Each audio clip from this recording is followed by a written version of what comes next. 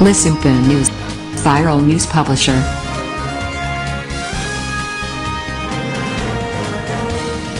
ভূতের ধর্ষণের মা হল স্কুল ছাত্রী।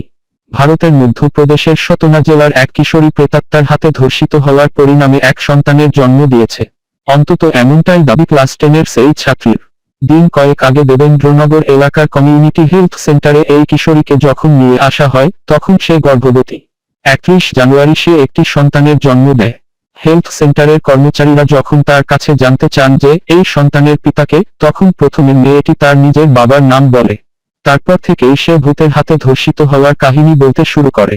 স্বাস্থ্যকর্মীরা তার মুখে এমন অদ্ভুত কাহিনী শুনে দেবেন্দ্রনগর থানায় খবর দিলে দেশটির পুলিশ কর্মচারীদের সামনে সেই নাবালিকা এক বিচিত্র কাহিনী শোনায়।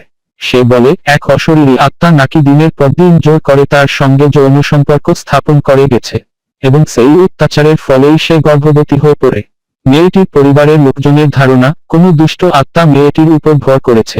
ভূত নামানোর জন্য স্থানীয় এক ওঝাকে দিয়ে মেয়েটির উপর ঝাড়ফুঁকো করানো হয়েছিল বলে জানিয়েছেন পরিবারের লোকেরা, কিন্তু তাতে ভূতের হাত থেকে মুক্তি মেলেনি। সন্তান প্রসবের পরে সদ্যোজাতের শারীরিক অবস্থা বিবেচনা করে বাচ্চা সহ মেয়েটিকে পান্না ডিস্ট্রিক্ট হাসপাতালে পাঠিয়ে দেওয়া হয়। শিশুটি আপাতত হাসপাতালের নিউবর্ন কেয়ার ইউনিটে রয়েছে। দেবেন্দ্রনগর থানাও কেস ডায়েরিটি সিংপুর থানায় ফরওয়ার্ড করে দিয়েছে। দেশটির পান্নার additional superintendent of police Raghavendra Singh জানিয়েছেন তদন্ত চলছে। তবে তার ধারণা হয় মেয়েটির পরিবার মারাত্মক রকমের কুসংস্কারাচ্ছন্ন অথবা পরিবারের লোকজন কোনো সত্য গোপনের চেষ্টা করছেন।